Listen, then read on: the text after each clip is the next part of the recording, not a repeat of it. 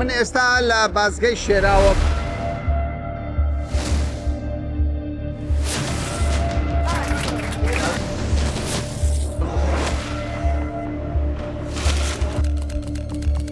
بەڕێزانم ئەوە یەکێکە لە دەواازەکانی هەرێمی کوردستان.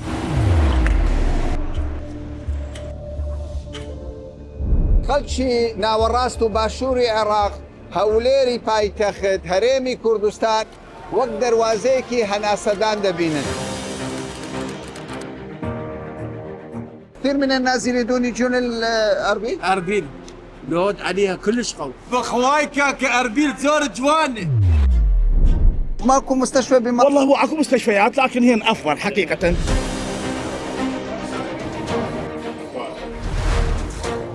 فين بڵێ ئێوە لێرە چ دەکەن؟ إجراءات أمنية.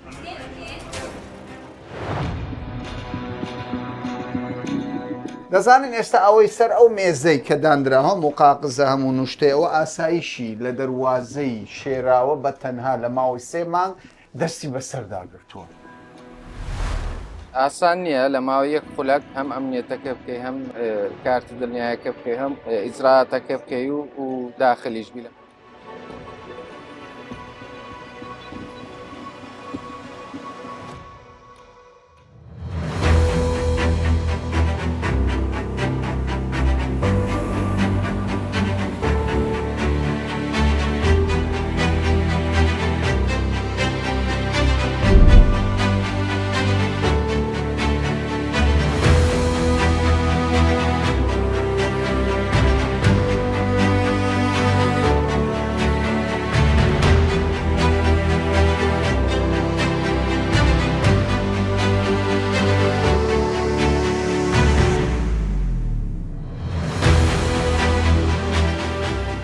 لێرە برادران لە بازگەکان باسییان لێوە کرد تقریبا ئەوە 35مین پاسە داخلی هەرێمی کوردستان دەبێ. مرحبا عيني كيفك؟ مرحبا حبيبي. انت منين جاي؟ من بغداد ان شاء من الله. بغداد.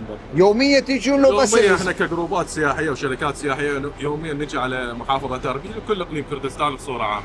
للسياحه تيجون؟ اي نعم للسياحه. شلون تقارنون اربيل ويا دول الجوار حول طبعا هي اربيل عاصمه اقليم كردستان العراق، طبعا تلقب بالمحافظه عروس اقليم كردستان العراق بناسها الطيبه، واكو تعاون من السيطره اخواننا اللي بالسيطره ويا العرب والاجواء كلش ممتعه وننصح يعني معاملتهم شلونه؟ كل زينه معاملتهم الحمد لله والشكر ويا يعني ماكو تفرقه، احنا كاكراد وكعرب ان شاء الله كلنا واحد.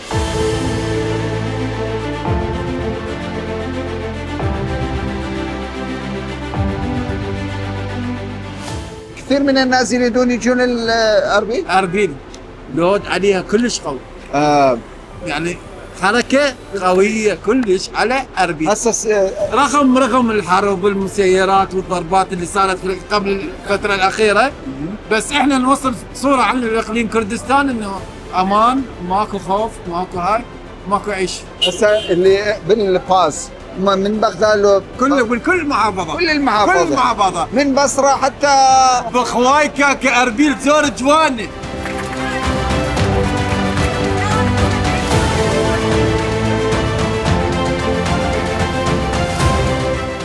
شلون تشوف الأربيل؟ والله احنا كل شهر نجي. كل شهر؟ كل شهر. شنو السبب؟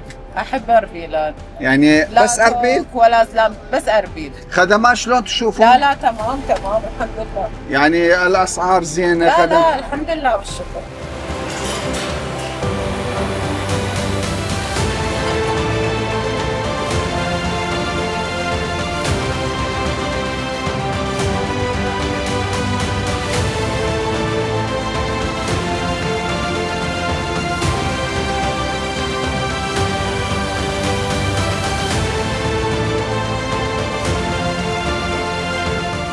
طبعا بەڕێزانم ئەوە یەکێکە لە دەواازەکانی هەرێمی کوردستان. من ئێستا لە بازگەی شێراوەم ببینن 1 2 3 بەبەردەوامی گەشتیار لە باشوور و ناوەڕاستی عێراقەوە. مرحبا صديقي كيفك؟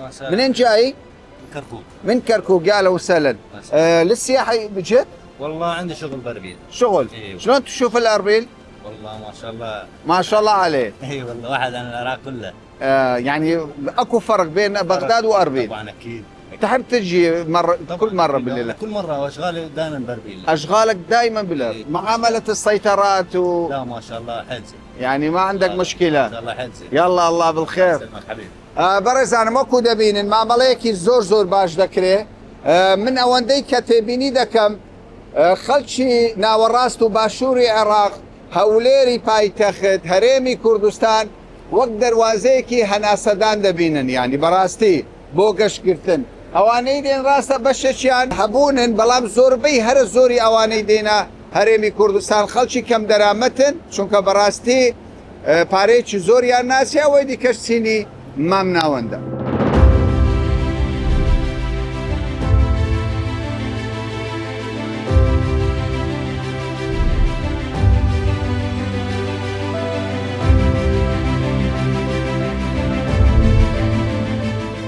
أول مرة تجي لا للأردن؟ انا جاي كثير الحمد لله. كثير. كثير. سبب الزيارة؟ والله عندنا مريض ان شاء الله جايبين مريض المستشفى. إن شاء الله. على مود المستشفى جاي؟ مود المستشفى جاي. ليش ماكو مستشفى بمصر؟ والله هو اكو مستشفيات لكن هنا افضل حقيقة، الخدمات اكثر، الاطباء هنا يعني ما شاء الله ممتازين. تواصلنا احنا مع الطبيب متميز ما شاء الله، والمستشفى راقي. انا من صلاح الدين. صلاح الدين. اي نعم. يعني صلاح الدين تكريت. المستشفيات هنا خدماته مو مثل لا اكيد فرق كبير جدا يعني بين خدمات الضلوعية وبين خدمات تكريت اربيل.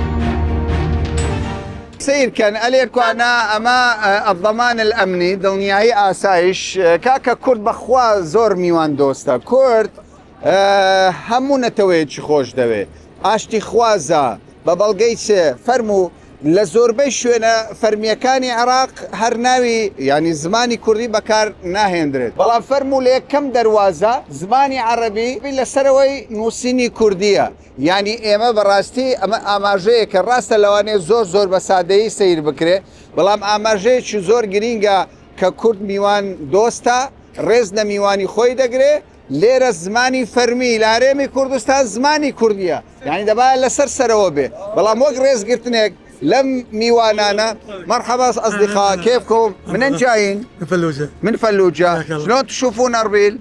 والله حلوة أربيل. سبب زيارتكم شنو يا سبب؟ للسياحة لا سياحة.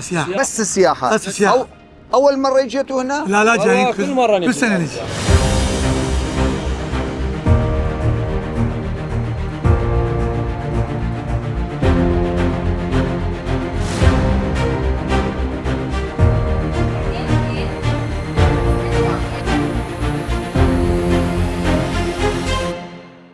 طبعا برزانم يعني بأمانته بيتان بڵێ من بەشێک لە دەواازەکانی عێراقم بینیوە ئەو پێشوازیە فەرمو ئێستا ئەوە هەموو سپلیتە مکەیەف کەش و هەوایەکی خۆش سوکە کاکە منداڵ هەیە خێزان هەیە لێرە زۆر خزمەت گوزارێکی باش پێشکەش دەکرێت بڕوا بکە لە دەواازەی عەرعەر لە نێوان سعودیە و عەرەبستانی سعودیە و عێراق ئەو خزمەت گوزاریە بە حەیاتی نایبینی نییە ئەو شتانە بەڵام لێرە خۆشبەختانە ئەو پێشوازیە گەرمەی کە لە هاوڵاتیانی عێراقی چه ئەوانەی بۆ نەخۆش دێن چه ئەوانەی کە مامەڵەی یاسایی و قانونیان هەیە بۆ سیارەیە بۆ گەشتیاریە بۆ کۆمەڵێک شت کە دێنە ئەم شوێنە هەر هەمویان ڕێزی لێ دەگیرە سیرکەن 20 پەنجەرە کرایتەوە لە یەک کاتدا بابزانم مامەڵەکان ئەوانە چ دەکەن لێرکوانە کاکی مسڵاو لێبێ ماندوو نەبی باشێت بەس پێم بڵێ ئەوە لێرە چ دەکەن؟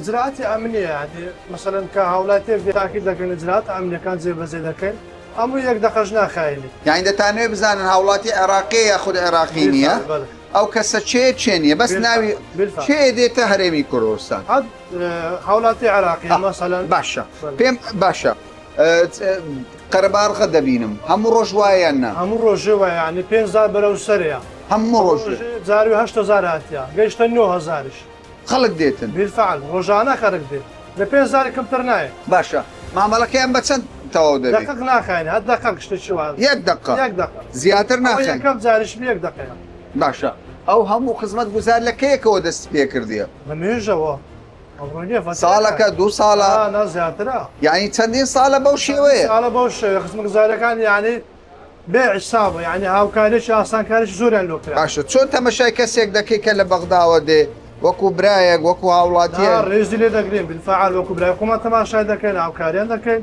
ئەوەی پێمان بکرێت لەومان کردی کەوای ئێوە خزمەتی هەموو کەسێک دەکەن هەموو کەسێک دەکەن بەبێ جیاواز بەبێ جیاواز دەستان خۆش بێ و فەرقینە لای ئێمە دەستان خۆش بێ خێر بێ بەڕێز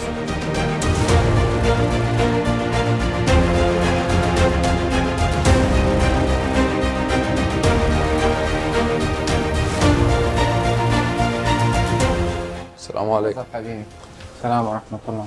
سويت إقامة قبل 3 ساعات نعم. وطوني الإقامة وأنا عندي موتور. نعم. طلعت بالموتور. نعم. فالمجر مال الموتور انفتح والإقامة طارت. مو هوا قوي دام شاي 800 الإقامة طارت. وين بالضبط؟ يعني دخلت؟ دخلت الإقامة. شو وقت هاي؟ اعطوني الورقة مال الإقامة قبل 3 ساعات ساعتين ونص، ضليت أدور عليها ما لقيتها جت هنا. هو دخوليا كيف الزركرديا؟ دخوليا شنو لو كوكا؟ طبعاً بەڕێزانم ئەو حاڵەتە ئێستا بینیتان هاوڵاتیەک بوو کە دانیشتوویەک لە پارێزگاکانی عێراق بوو باسی لەوە کرد کارتی دڵنیایی ئەمە ئاسایش دەیدا طبعاً ئاسایش بۆ چییە؟ هەر کەسە کە دێتە نێو هەرێمی کوردستان دەیانەوێت دڵنیا ببنەوە ئەم هاوڵاتیە عێراقیە عێراقی نییە چێ نیە چکە کە داخلی هەرێمی کوردستان دەبێت دەبێت بزانرێت چێ داخلی هەرێمی کوردستان ببێ بەڵام هەندێک جار ئەوانش فێڵ دەکەن ئێستا ئەو بەڕێزەی هاتبوو دەڵێ کارتەکەم بزر کردووە لێرە بەڕێوەبەری ئەم شوێنە قسەی لەگەڵ کردیارە قەنەعەتی پێچوو کە درۆ ناکە هەندێک جاریش بە ساختە کارتەکە دەدەنە کەسێکی دیکە یەکشکەلێ دەڵێ کاکە من کارتم نییە بەڵام حتممە نەما لەسەر ئاسایش تێپەڕ ناکە.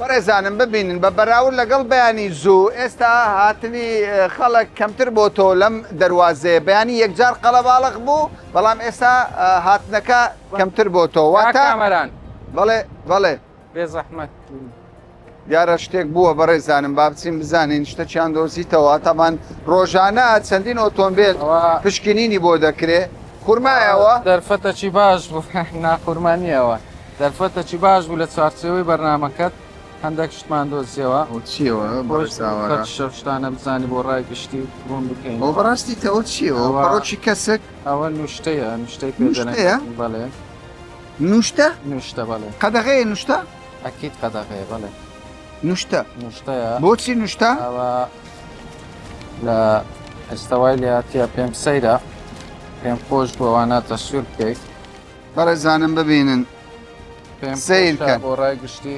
ئەوە یە حالەتەکە ئێستایەوە ئەوە حالەتەکە ئێستاە بەڵام لە گەرمۆرە ژۆرە زۆری ترمان هەیە دەستمان بە سەرداگرتیا پێم سەیرە خەڵکەکەیە داوای ئەو شتانە دەکات لە خواروی عێراق ڕۆژانە ئەو حالەتانە هەیە ئەمە شاکەن بەڕێزانم ئەوە نمونەیەکی یەکجار سیر و سەمەرەیە وەرە خەڵکێکە بێ بڕوای بەو قاغزە هەبێت توخوا ئەوە کاریگەری لەسەر مرۆڤ دروست دەکات جەنابی نەقیب ئەوە بۆ دوو ئەو بۆ شتەیەوە بۆ سەیرە زۆرە خەڵکەکەیە خەڵکەکی نەفام باوەڕی بەو کاغەزەی هەیە ژیانی بگۆڕێت دەڵێ هەموو ڕۆژێمە هەموو ڕۆژێ ئەو حاڵەتانەمان هەیە بەڵێ خەڵکێک داوادە خەڵکێکەیە داوا دەکات بچی سەیری ئەوانی تر بکەین با بڕۆین فەرموو کاکە فەرموو ئەوە ئیجراعاتی چی لەگەڵ ئیجراعاتی ئەمە لێرە یەکسەر ڕادستی پۆلیسی دەکەین پەراویلو دەکرێتەوە و دەدرێتە دادگا با بچینە ژوورێ فەرموو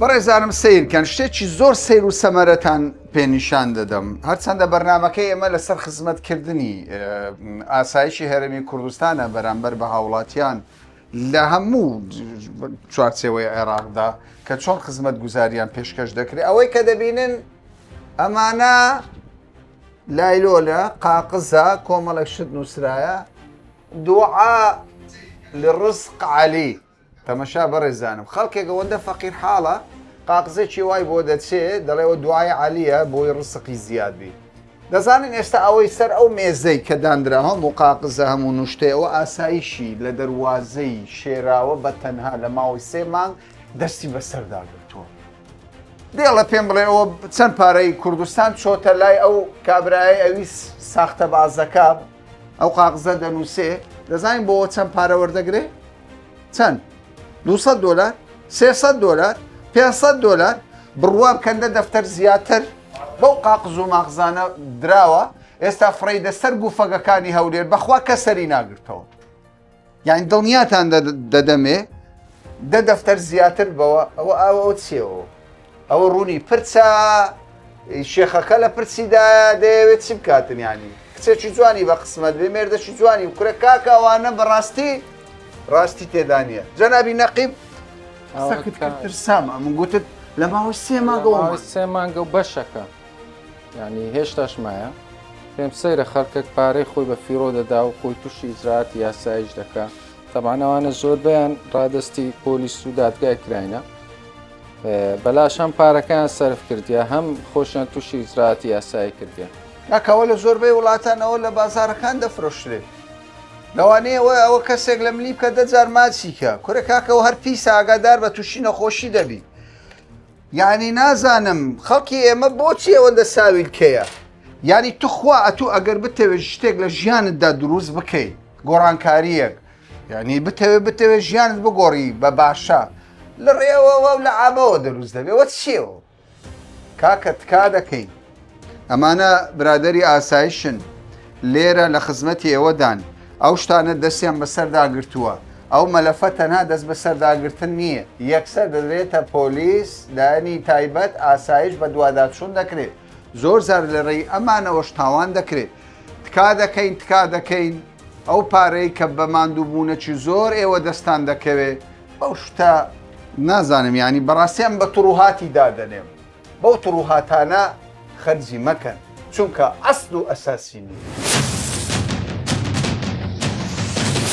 بە ئەمانەتەوە ئەگەر بەراوردێک لە نێوان هەولێر و بەغدا بکەین لەسەر دامەزراوەکان و خزمەتگوزاریەکانی حکوومەت ئەوە وەکو بینیتان بەشی زۆر لەوانەی کە دانیشتووی ناوەڕاست و باشووری عێراقن چۆن باسی ئەو جیاوازیان دەکرد سیر کە بەڕێزانم یعنی لێک ڕۆژدا 5,000 کەس دێتە ئەو دەواازە نابێت لە دەقەکیش ینی تاخیرتر ببێت هەر هەمووشیان بەڕێزەوە ئەو خزمەتگوزاریە دەکرێت هەرە لە چ دەواازەیەک لە چ بازگەیەکی عێراق ئەو هەموو خزمەتگوزاریە هەیە جەنابی نەقیب ماندوو نەبن ینی من بەڕاستی نازانم چۆن دەتوانن پێشوازی لەو هەموو خەڵکە بکەن و بە ماوەیەکی کورتیش بەبێەوەی ئەوان دڵگیران بن بەڕێیان دەکەن دەکرێت کا کامەرایرە بە خۆ دەزانی بە گرنگترین و گەرموگوورترین دەواازەی هەرێمدا دەندرێت کەمێک پێش ئێستا خۆت بینیت 20 پەنجەرە کرا بۆ ئیزدیحاماتەکەت بینی ئێستاوا دەبینی چۆڵە ئیشەکە کرا لەبەر چای خۆت کرا ئاسان نییە لە ماوەی یەک خولەک ئەتوو هەم ئەمنیەتەکە بکەی هەم کارتی دڵنیایەکە بکەی هەم ئیجراعاتەکە بکەی و داخلیشبی لە ماوەی یەک خولەک بەڵام ئیشەکەش دەکرێت ئەوە لەبەر چای خۆت بینیت دەڕوا ئیشەکان بە ئاسانی دەڕوا و زۆربەی هەر زۆریان ئەگەر ڕۆژێک هیچ نێ لە 5,000 کەمتر نییە زۆربەی هەر زۆریان گەشتیارن بە خۆ دەزانین خزمەتگوزاریەکانی هەرێم و هوتێلەکان و مەتاعم و هاوینە هەوارەکان و کەش و هەواکەی چیاکانمان بەشێکی دێن بۆ معاملاتی مرور بەشێکی زۆری دێن زائیدەن بەشێکی تر بۆ نەخۆشخانەکان و ئەو خزمەتگوزاری هەولێریش بە خۆت دەزانی یعنی بەرژەوەندیان لەگەڵ هەولێرە ئەکید هەم لە ڕووی گەشتیاریەوە هەم لە ڕووی تیزاریەوە هەم لە ڕووی نەخۆشخانەکان خەڵکێکی زۆریش دێ بۆ نەخۆشخانەکان لێرە ئاسانکاریتەوە بۆ نەخۆشی ژەکرێ دانابەزی لە ئۆتۆمبیلەکەی خۆمان کارتی دنیایەکەی بۆ دەکەین و هەندێک حالەتمان هەیە ئەگەر نەخۆشەکە بزان حالەتی باشنی هەر یەکسەر بەبێ کارتی دنیایی بەڕێ دەکەین بەبێ ئەوەی ڕابچیرێت باشە من هەندێک دەبینم یەکسەر دێن هەندێکیش دەبێ بچنە کارتی دڵنیایی وەرگنەوە چیەوە کارتی دڵنیایی ئێمە کە لە ماوەی یەک خولە کارتی دڵنیایان بۆ دەکەین تا 3 مانجی تر ئیشیان بە ئێمە ناتەوە بە هیچ شێوەیەک ناستەوە دیسان کارتی دڵنیایی بکە لێرەوە دێ داخل دەبی و دەڕوە ئەوانی کە دەچنەوە ئەو دی و ئەوانە کارتی دڵنیاییان نییە لە ماوەیەک خولە کارتی دنیاەکەی دەکەن و بۆ 3 مانگ لای خۆیان دەمێنێتەوە ڕۆژێک زۆر قەڵەباڵغا پێشەم و جومعە پێشەم و جمعە زۆر قەرەباڵغا ڕووزای دەن سێشەم و چوارشەمانیش ڕەحلاتی گەشتیاری پاسەکان.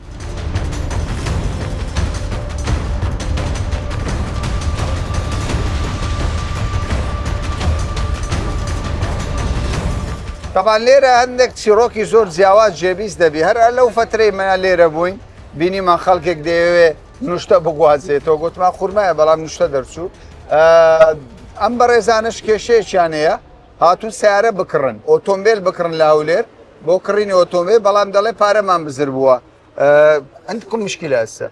لا ما عندنا مشكلة بس نشيك احنا نشوف اللي نطلع المحفظة مالتي ايه هنا ايه ومتوقع طايحة فلوس هنا قلنا نجي نشيك. ايش قدر المبلغ؟ تقريبا 265 إلى 60 ألف. وين طلع المحفظة؟ بالداخل؟ بالإقامة نعم بس داخل. ما متأكد يعني طاحة من عنده هنا أو قبل لا يوصل بغير مكان ما متأكد بس جينا نشيك وإن شاء الله. سبب زيارتكم لأربل شنو؟ والله جايين ويا صديقنا ياخذ سيارة منا تريدون جو 2 يومين 3 ونرجع. يعني تريدون تشترون سيارة وبعدين ترجعون؟ نعم. شنو الفرق ما بين سيارة أربيل وبغداد وبعض المحافظات؟ والله الصراحة من ناحية النظافة أولا. نظافة. ثانيا يعني شوية السعر أقل. سعرها أقل. بالضبط. والأمان مو بالسنوية ما عنده مشكلة الأمان؟ لا ماكو مشكلة لا. يا أهلا وسهلا، إن شاء الله نحل الموضوع. كل شيء وأنا تشي بسري. شيء وا باري بزر كرديا تأكيد شنيا ليرة يعني ليرة نيا استلجوري كنترول كاميرا كيلو للدينوس كاجمر نو بستحب دقة لايمة تبريا للجوري كنترول تمشي لكن أقل ليرة اللي كذبي بويد دوسي يكسر دقريتو كاميرا وهم مشتاق أمانة أكيد أو حالة أنا هي زاد بزاد يعني قشتيار هب وخوي باري اللي كنتوني زاني وإما ناو كمان در كدو تلفون عم بيجي توها تو بارك والله دستان خوش بي